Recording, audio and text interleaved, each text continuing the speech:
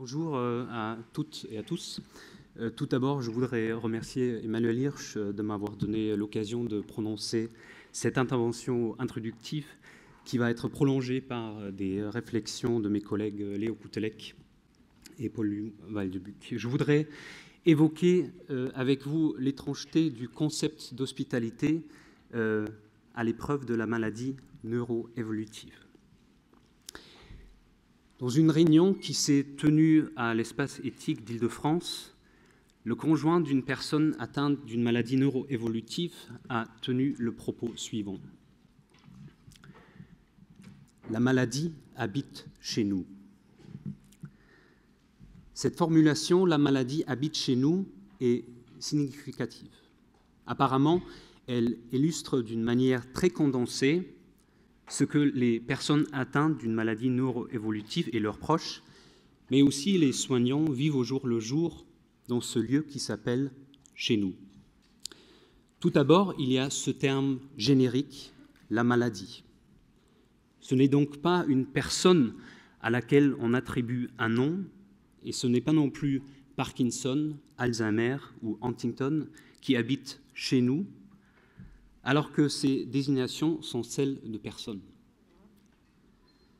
Cette façon de parler, la maladie habite chez nous, elle pose une certaine distance entre ce colocataire et le nous. Tout en habitant chez eux, la maladie ne fait pas partir de ce nous, ce qui lui confère un statut et une position à part.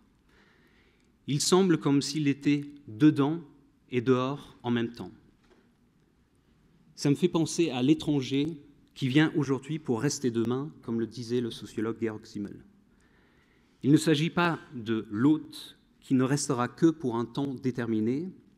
Ce n'est pas l'invité, cet ami ou cet inconnu qu'on invite à partager un repas et auquel on témoigne tant d'attention pour qu'il se sente bien chez nous. Ce n'est pas non plus le touriste qui part de chez lui pour se dépayser dans un ailleurs. Non, le touriste, il n'habite pas à l'hôtel, il séjourne. Il paye et exige en tant que client un bon service en contrepartie, et si possible, ce petit plus d'une attitude accueillante qui fait qu'il reviendra l'année prochaine. Dans le cas qu'expose le conjoint par la simple phrase « La maladie habite chez nous », il est question d'une étrangeté. Le conjoint parle d'un étranger qui s'est installé et qui ne part plus. Dans un sens figuré, cette figure d'étranger que j'emprunte comme métaphore pour la maladie évolutive, cet étranger a sa chambre, son lit, sa brosse à dents, sa place dans le placard pour mettre ses habits et ses aliments dans le garde-manger. Pour être plus concret, dans le cadre de la maladie d'Alzheimer, ce sont les chambres à part, comme c'est parfois le cas pour préserver le sommeil du proche aidant, parce que la personne malade déambule dans la maison pendant la nuit, mais ce qui fait qu'on ne se réveille plus forcément à côté de son compagnon de vie. C'est le lit médicalisé qui rend énormément de service à la personne malade, à l'aidant et aussi aux professionnels de la santé, mais qui rend en même temps quasiment impossible de partager le lit avec la personne avec laquelle on l'a partagé pendant 30 ou 40 ans. Ce sont des objets et produits de soins d'hygiène qui sont plus adaptés à la situation de la maladie, mais qui ne trouvent peut-être pas facilement leur place dans les gobelets et tiroirs dans lesquels on les rangeait habituellement. La maladie habite chez nous. Elle investit les lieux, modifie leur physionomie et bouleverse une histoire de vie. Quand le proche aidant a prononcé cette phrase, avait-il vraiment raison ? Est-ce que la maladie habite encore chez eux ou est-ce qu'ils ne sont pas en train d'emménager chez elle ? Et si c'était le cas, comment peut-on être hospitalier à l'égard de cet étranger qui s'apprête à devenir le maître de maison ? Il est évident que cette question ne se pose pas du tout de la même façon dans le cadre des maladies curables. Dans ce cas, il s'agit de trouver des arrangements temporaires.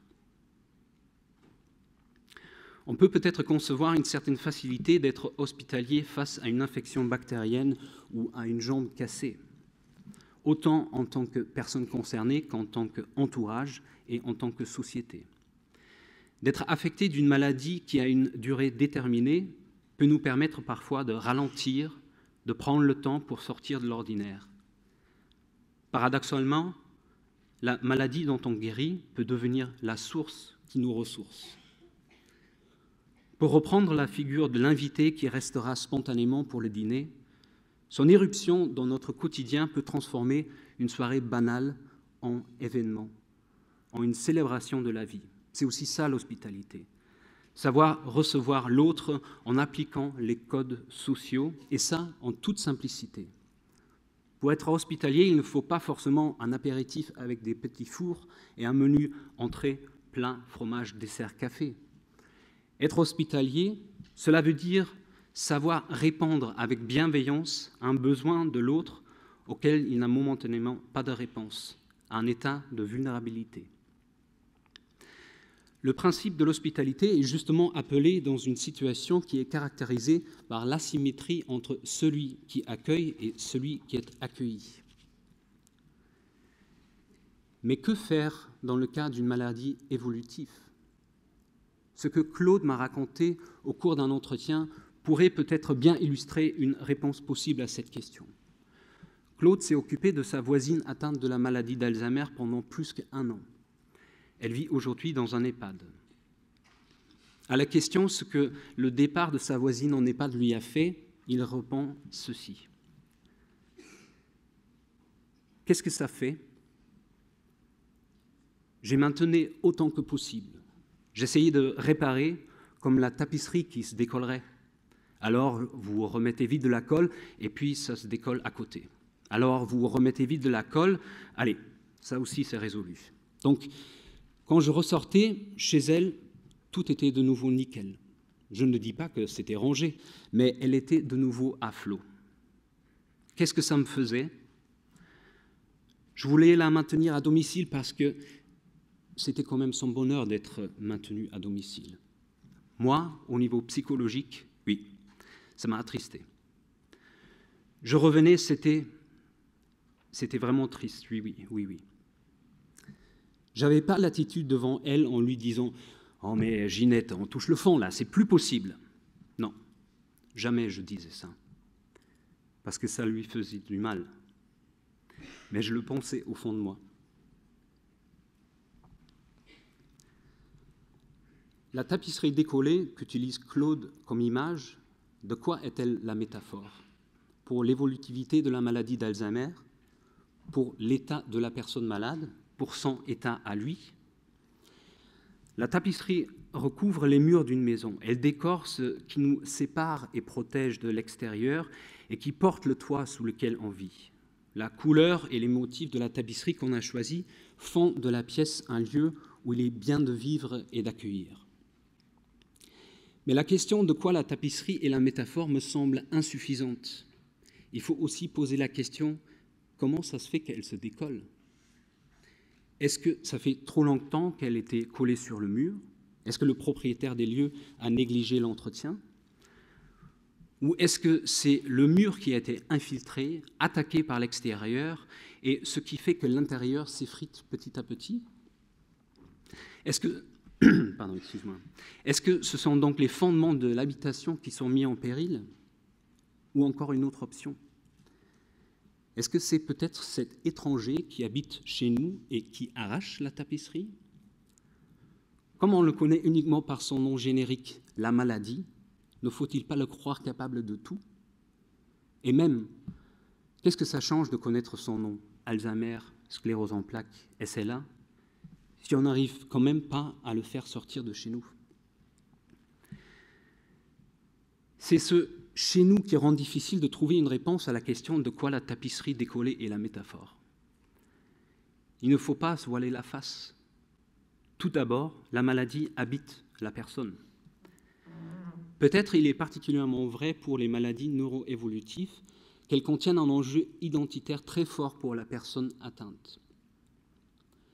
La maladie s'invite chez elle, elle habite, Elle affecte, même avant tout diagnostic, la personne. Ce n'est pas uniquement le fait qu'elle arrache la tapisserie ou qu'elle commence à occuper et envahir l'espace avec ses lits spéciaux et ses objets adaptés. En effet, tout ça rend l'espace de plus en plus inhospitalier. Mais il est certainement plus important que, petit à petit, la maladie expulse la personne atteinte de sa propre maison, cette maison qu'elle avait essayé de rendre hospitalière pendant toute une vie, qui est toute sa vie. Que faire? La personne malade perd petit à petit le toit sous lequel elle habitait jusqu'à présent. Elle perd une terre connue. Et pourtant, elle ne devient pas le touriste des restaurants et des hôtels qui est à la recherche active de l'inconnu et de la différence et qui veut se dépayser pour son plaisir. La personne atteinte d'une maladie neuroévolutive part en voyage sans but précis. Elle part, comme le disait hier Eric Fiat, en errance.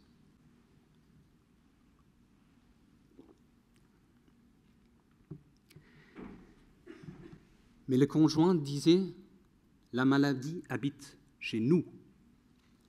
Et cela veut bien dire ce que ça veut dire. La présence de ce colocataire a une influence, on pourrait même dire perturbe tout un écosystème, un espace relationnel, et le caractère évolutif fait qu'elle perturbera de plus en plus. Si j'ai posé la question de comment on peut être hospitalier à l'égard de l'étranger qui s'apprête à devenir le maître de maison, on voit bien qu'on devrait parler de toute une chaîne, une cascade d'hospitalité qu'impose la maladie.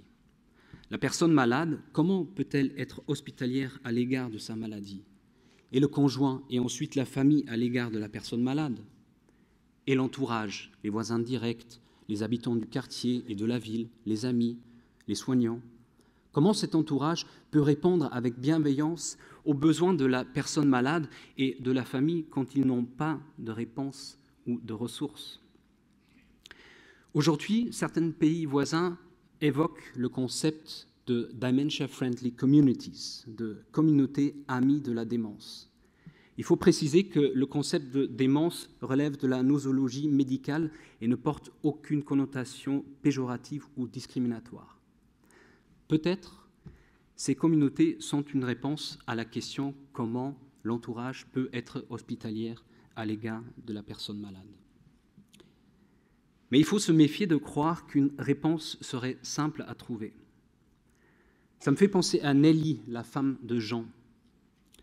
Jean a 60 ans et a reçu le diagnostic Alzheimer il y a à peine 3 ans. Pendant l'entretien avec Nelly, je lui pose la question de comment l'entourage amical a réagi à la suite de l'annonce de la maladie. Elle me répond ceci. Comment ils ont réagi? Ceux avec qui je suis vraiment resté en contact, à qui je parle, c'est ceux qui me posent pas des vraies questions, mais qui ne se contentent pas juste de dire « Et Jean, ça va ?» Et puis, quand on dit « ça va », on passe à autre chose. Tout d'abord, on entend à quel point le maintien des contacts avec l'extérieur devient la responsabilité à elle. C'est elle qui est restée en contact avec ceux qui posent les questions. Mais prenant en compte l'évolutivité des capacités cognitives impactées par la maladie d'Alzheimer, l'écart entre Jean et elle va encore s'agrandir au fur et à mesure. Pour garantir l'entretien des liens sociaux, Nelly s'appuie sur un critère qui va structurer nouvellement le champ des relations sociales du couple. Elle fait une différence entre ceux qui arrivent à poser des vraies questions et ceux qui n'y arrivent pas. L'exemple d'une fausse question montre que la maladie de son mari justifiait, selon elle, que les amis tolèrent plus d'intimité et accueillent les secrets qui ne faisaient pas partie de la relation jusqu'à présent. La nouvelle règle permet de faire le tri dans les relations existantes auparavant. Depuis le diagnostic, un simple « Et Jean, ça va ?» ne suffit plus. C'est ça la nouvelle règle. J'étais interrogé par cette différence entre les vraies et les fausses questions. Alors je lui demande ce que serait une vraie question. Elle me répond ceci. Une vraie question, c'est « En fait, je sais que les gens sont plus attentifs quand ils me disent « Avec quoi occupe-t-il son temps ?» ils ne s'ennuient pas. Il y a même les gens, même sans le savoir, ils me posent juste des petites questions comme ça. Comment il arrive encore à se faire manger? Et là, je vois que c'est des questions de la vie courante, de ma vie quotidienne. Je reviens à ce que j'ai dit tout à l'heure. L'hospitalité ne demande pas le grand menu avec 5 plats différents. Ce n'est pas le grand geste qui va faire que l'autre se sent reconnu, soutenu et accueilli. Être hospitalier, c'est l'accueil bienveillant de l'autre avec son besoin auquel il n'arrive pas à advenir lui-même, ce qui le rend vulnérable. La maladie habite chez nous et elle ne part plus. C'était mon point de départ. Et parce que la maladie est là, parce qu'elle s'installe, parce qu'elle évolue, il est incontournable de se poser la question « Comment va-t-on l'accueillir ?» Je vais alors terminer avec cette notion d'accueil, cette activité d'accueillir qui me semble essentielle pour comprendre ce que l'hospitalité signifie.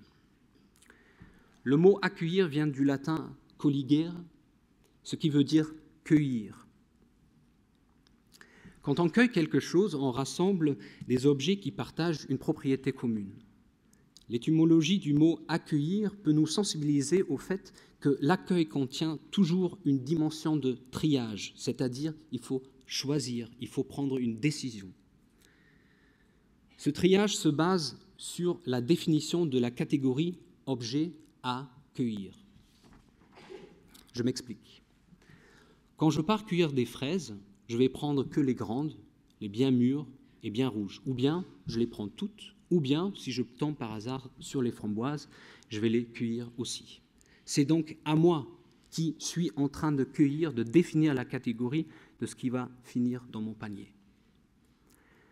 L'aspect de triage montre les rapports de force qui se jouent à l'intérieur de la relation entre celui qui accueille et celui qui est accueilli. Le premier applique ces catégories qui lui permettent de savoir qui sera accepté chez lui et sous quelles conditions un séjour ou une cohabitation sera envisageable. C'est bien l'hôte, le propriétaire hôtelier, le pays d'accueil qui formule le règlement intérieur auquel adhère l'invité, le touriste, l'étranger. Ces catégories impliquent alors aussi l'inacceptable et instaurent une ligne à ne pas franchir si on ne veut pas perdre le droit d'hospitalité. Que dire de la relation entre la personne malade et la maladie? Peut-on estimer justifier qu'elle puisse disposer des moyens d'être hospitalière envers sa maladie? Ce n'est pas la maladie qui l'habite, qui l'envahit et qui l'expulse petit à petit de sa propre maison? Ce n'est donc pas la maladie elle-même qui est inhospitalière? Et les questions « qui sera accueilli ? Sous quelles conditions ? Et qu'est-ce qui serait inacceptable ?» Une réponse à ces questions est difficilement à trouver parce que les rapports de force entre celui qui accueille et celui qui est accueilli s'inversent avec l'évolution de la maladie. Que dire de la relation entre l'aidant et la personne atteinte d'une maladie évolutive? Comment l'aidant peut-il maintenir la catégorie du « qui » quand l'époux ou l'épouse devient étranger? Faut-il la maintenir? Comment répondre à la question des conditions d'une cohabitation si on n'est parfois même pas capable d'anticiper le lendemain? Et comment se positionner par rapport à l'inacceptable quand on ne connaît pas encore toutes nos ressources et forces qu'on est capable à mobiliser?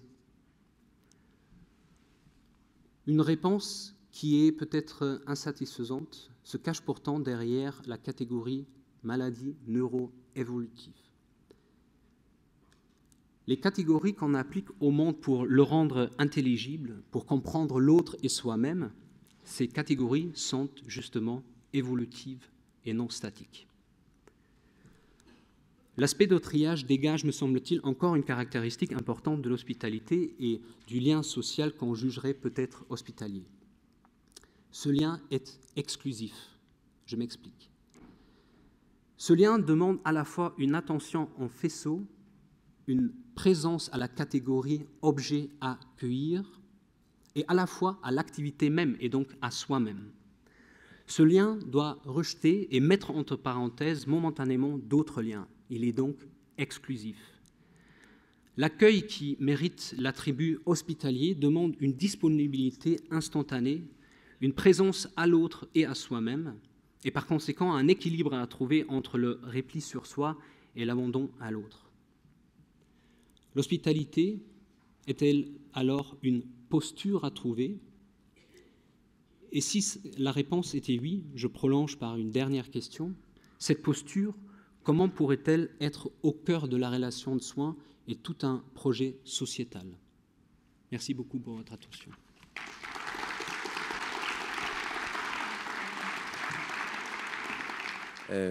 Voilà, j'ai lu le texte de Sébastien que j'ai trouvé passionnant, peut-être comme vous.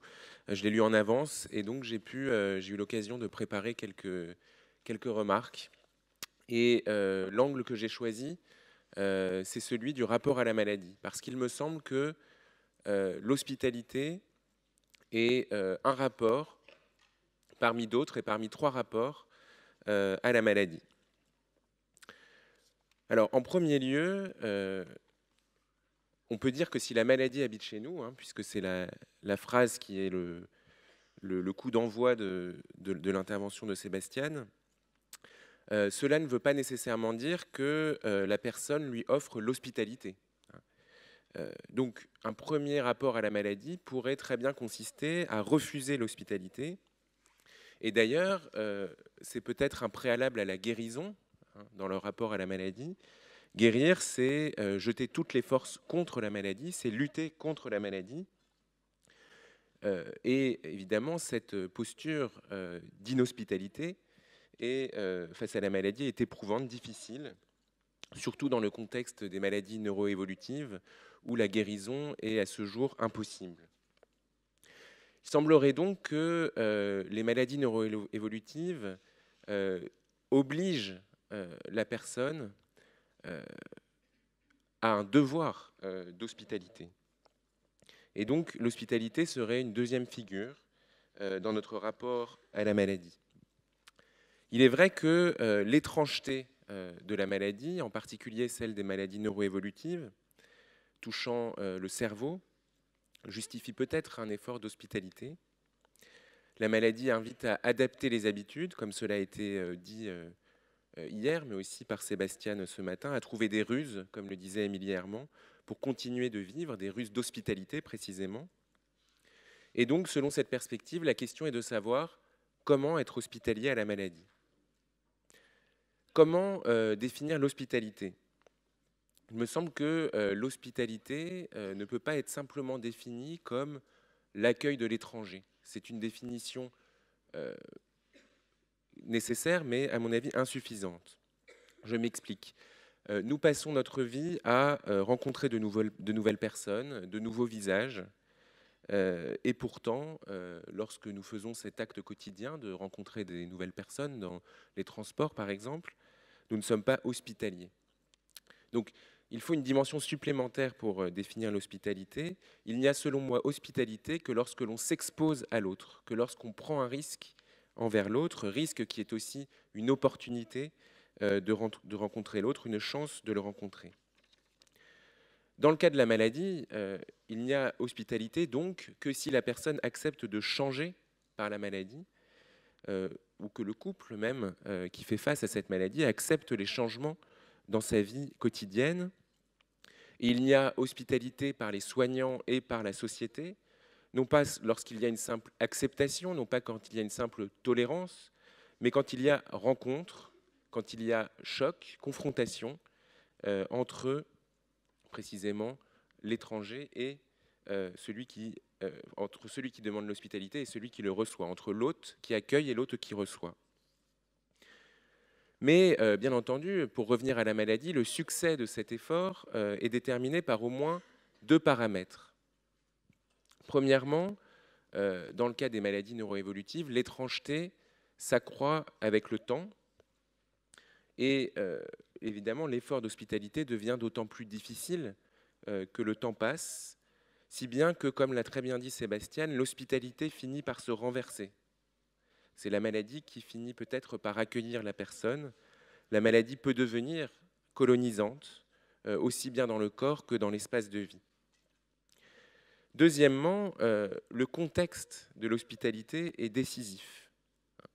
Comment accepter d'être hospitalier à la maladie, d'être altéré par elle, d'être en quelque sorte autre, si dans le même temps, les proches ne sont pas hospitaliers à l'égard de cette maladie, si la société ne l'est pas non plus. Et donc, la capacité à accueillir dépend aussi de la capacité à être accueilli dans un cercle plus large. Autrement dit, l'hospitalité, beaucoup plus qu'un phénomène individuel, fonctionne comme un ensemble de sphères concentriques et solidaires les unes aux autres. Et c'est aussi l'exemple de Nelly, qu'a cité Sébastien. Au fond, Nelly, puisqu'un ça va ne suffit plus, demande l'hospitalité des autres personnes, c'est-à-dire demande à ce que ces personnes élargissent leur sphère d'intimité. Voilà donc pour ce deuxième rapport à la maladie, mais je crois que l'inhospitalité et l'hospitalité ne sont pas les seules stratégies possibles face à la maladie et face à la maladie neuroévolutive en particulier. Pourquoi? Parce que l'hospitalité suppose toujours l'altérité d'un étranger, c'est-à-dire une distance face à la maladie que l'on considère comme étrangère, voire comme étrange et inquiétante. Et on peut considérer une troisième voie, au-delà de l'hospitalité qui implique, au-delà de l'inhospitalité, pardon, qui implique la lutte, au-delà de l'hospitalité qui implique la cohabitation, la coexistence, on peut penser une appropriation de la maladie qui implique, pour le coup, l'identité avec la maladie. Alors, appropriation, on pourrait dire aussi incarnation de la maladie. Et cette dernière stratégie revient presque à mettre en cause le statut de maladie des maladies neuroévolutives. Et sur ce point, je vous invite à lire les témoignages dans le hors-série de l'espace éthique, le document taupe qui se trouve à l'entrée. Il y a beaucoup de témoignages qui vont dans ce sens, qui interrogent le statut même de maladie de ces maladies neuroévolutives. Les personnes malades ne se sentent pas toujours malades. Elles se disent pour certaines en métamorphose. Pour d'autres, elles se disent agies par des causes qu'elles ne maîtrisent pas, mais qui ne leur sont pas pour autant étrangères. Et sur ce point, nous avons tendance à assimiler ce qui est inexplicable à l'étrangeté, comme si par opposition, tout ce qui venait de soi-même pouvait être expliqué, ce qui est absurde, puisque déjà, comme le disait Spinoza, on ne sait pas ce que peut le corps. Donc, l'étrangeté n'est peut-être pas ressentie par la personne malade, toujours, mais peut-être renvoyée par l'entourage, peut-être renvoyée par la société. Voilà. Donc pour conclure, et je donne la parole tout de suite à Léo Koutelek, si l'inhospitalité est peut-être vouée à l'échec, l'hospitalité et l'appropriation, ce sont deux autres stratégies qui ne sont pas d'ailleurs exclusives l'une de l'autre, c'est-à-dire qui peuvent être adoptées successivement dans une vie, dans des contextes différents. Tantôt la maladie apparaîtra peut-être comme un étranger qui habite chez nous, tantôt comme une caractéristique intrinsèque de la personne qu'elle s'approprie. Voilà.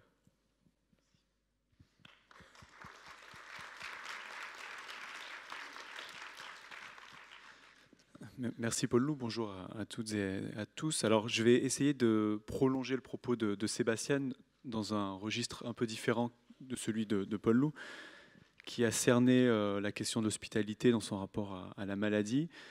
Moi je vais essayer du prisme qui est le mien, qui est celui de la philosophie finalement des sciences, et donc qui est celle d'essayer de clarifier les catégories et de savoir de quoi finalement parlons-nous, de répondre à deux questions qui sont dans le texte de Sébastien, mais que je vais peut-être reformuler, qui sont celles de l'objet de l'hospitalité, pour qui sommes-nous hospitaliers finalement, hein, et du pourquoi. Donc la question de l'objet, la question de la finalité. Et il me semble que, en tout cas c'est ce que j'ai lu, ce que j'ai entendu dans le texte de Sébastien, c'est que l'on peut répondre à cette question de la cible de l'hospitalité, en quelque sorte, de son objet et des finalités, qu'en répondant d'abord préalablement à une autre question, qui est celle de savoir si l'hospitalité est une posture, et c'est la fin du texte de Sébastien, d'appeler à cette idée-là, l'hospitalité comme une posture ou l'hospitalité comme un milieu. Et il me semble que ces deux propositions de caractérisation de l'hospitalité, soit comme une posture, soit comme un milieu, feront que nous répondrons différemment à la question de l'objet de l'hospitalité et à de ses finalités. Si l'on considère que l'hospitalité est une posture, on considère que nous sommes ici, nous avons affaire à des personnes qui sont dites hospitalières, c'est-à-dire que l'on va leur attacher un certain nombre de vertus, de dispositions, d'attitudes qui feront que telle personne est plutôt hospitalière par rapport à une autre. Donc on sera plutôt ici dans une définition de l'hospitalité, dans une démarche individualiste ou individualisante. Si on est dans le cadre d'une hospitalité comme milieu, alors on s'intéressera moins à la personne dite hospitalière, mais plutôt au contexte. Ce qui sera important ici de regarder, notre regard sera plutôt porté sur l'environnement sociodémographique et le contexte, et on sera moins dans une démarche individualiste, plus dans une démarche que je qualifierais d'écologique, dans le sens où notre attention se porte sur l'habitat.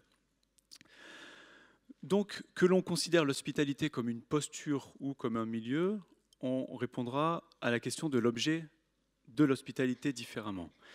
Si nous sommes dans l'idée que l'hospitalité est une posture, à la question du pour qui, la réponse sera le malade, la personne vulnérable, la maladie. En tout cas, ça sera une cible identifiée. Ce sera quelqu'un qui a un visage ou en tout cas qu'on peut caractériser. Et donc nous serons ici, l'objet de l'hospitalité sera ce que Sébastien a appelé voué au risque du triage, puisque nous aurons à être hospitaliers envers quelqu'un, et donc selon nos dispositions, nos vertus et nos valeurs, nous le serons plus ou moins envers tel ou tel public. Donc ici, c'est ce que l'on pourrait appeler une hospitalité conditionnelle, en suivant le philosophe Jacques Derrida, qui a beaucoup travaillé cette question de l'hospitalité. Donc une hospitalité finalement sous condition.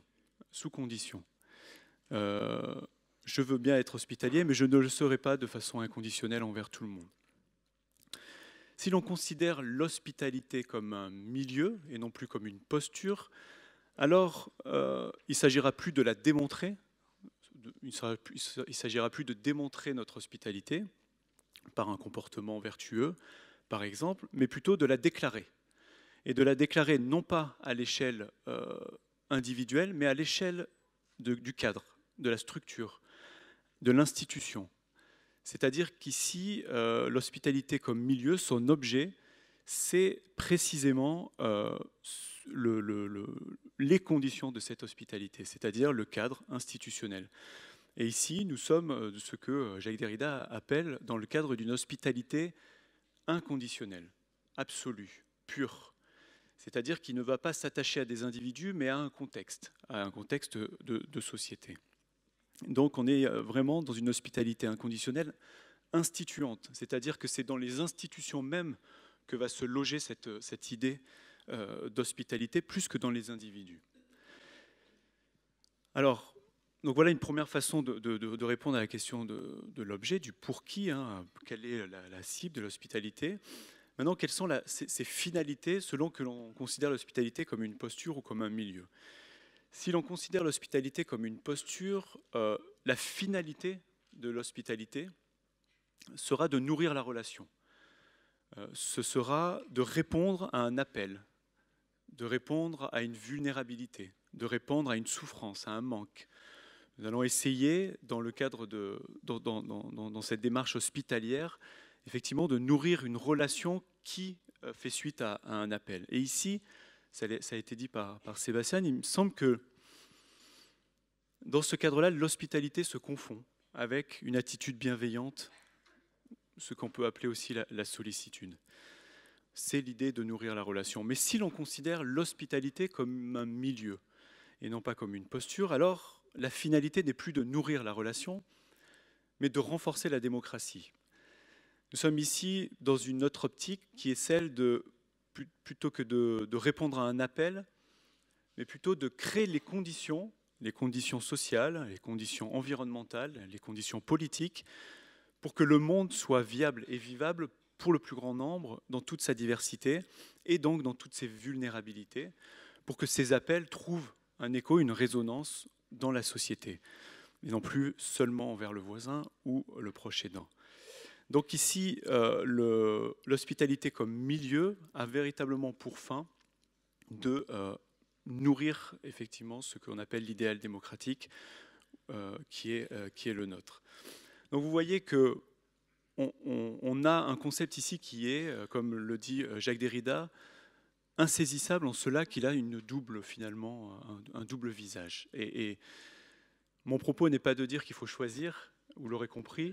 Mon propos, comme celui de Jacques Derrida d'ailleurs, est de dire que nous avons le devoir de comprendre cette idée d'hospitalité dans ces deux sens-là, et que l'un ne peut pas aller sans l'autre.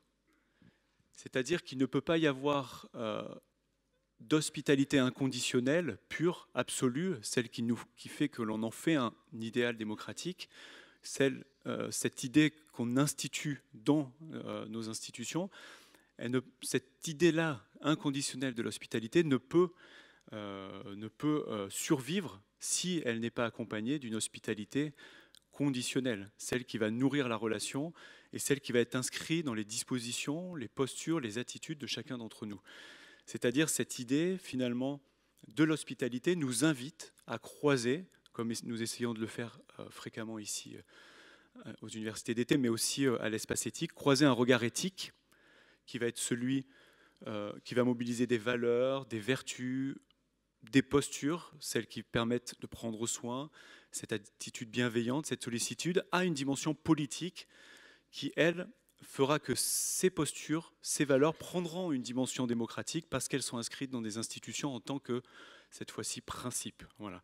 Et donc, finalement, on voit que ce couple entre hospitalité inconditionnelle et hospitalité conditionnelle est véritablement un couple au sens fort, c'est-à-dire qu'ils ne peuvent être séparés.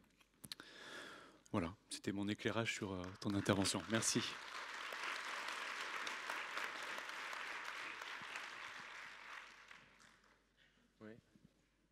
Alors peut-être, Sébastien, veux-tu réagir à nos propos ?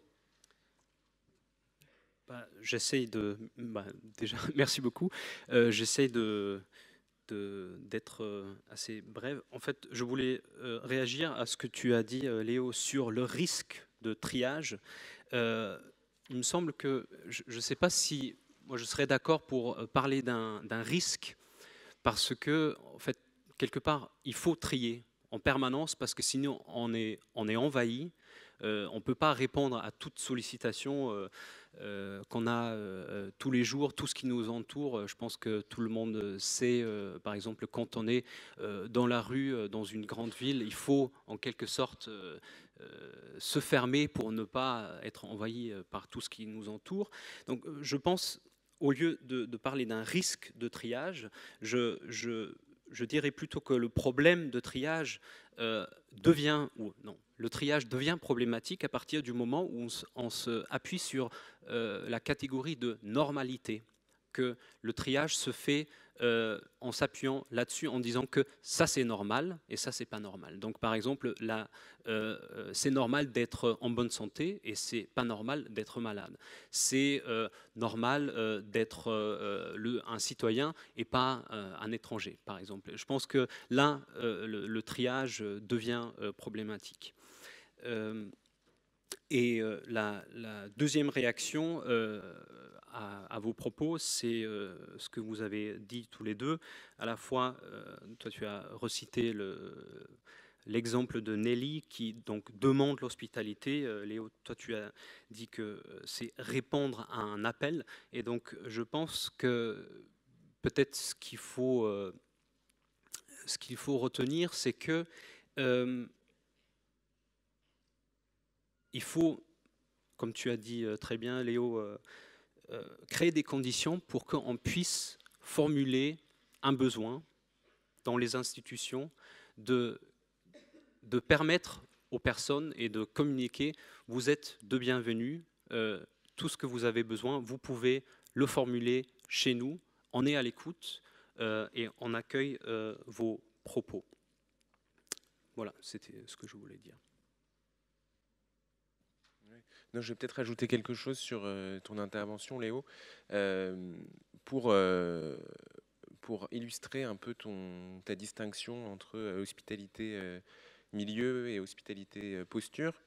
J'ai l'impression qu'elles sont quand même liées, parce que si on prend l'exemple d'un EHPAD, il sera hospitalité comme lieu, comme milieu, que s'il donne la possibilité aux personnes qui l'accueillent d'accueillir des gens, donc d'être hospitalier comme posture cette fois-ci.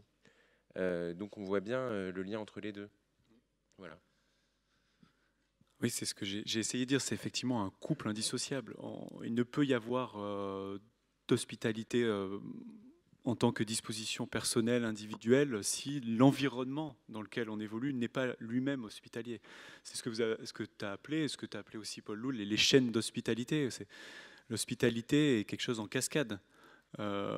C'est aussi l'idée qu'il est difficile d'accueillir, même si on a toutes les bonnes dispositions et les bonnes vertus, on va dire. Si on n'est pas chez soi, comment accueillir si on n'est pas chez soi? C'est cette idée que le contexte dans lequel on évolue, le contexte social, politique, économique, influence beaucoup sur cette idée d'hospitalité, et que malgré toutes les dispositions et malgré les injonctions à l'hospitalité que l'on peut faire à des individus, elles seront vaines, elles seront finalement même contre-productives, voire elles vont favoriser la souffrance si elles se font dans un contexte inhospitalier. Donc c'était vraiment cette idée. Voilà. Mais par contre, c'est intéressant de les distinguer quand même. C'est ça que j'ai essayé de montrer, c'est que malgré leur indissociabilité, malgré leur caractère complémentaire, voilà, vraiment en tant que couple, il est important de montrer qu'il y a deux formes d'hospitalité et que ces deux, on va dire, préoccupations, l'une qui est une préoccupation éthique, l'autre qui est une préoccupation politique, mais qui ont des échos bien entendu, l'une envers l'autre. Voilà.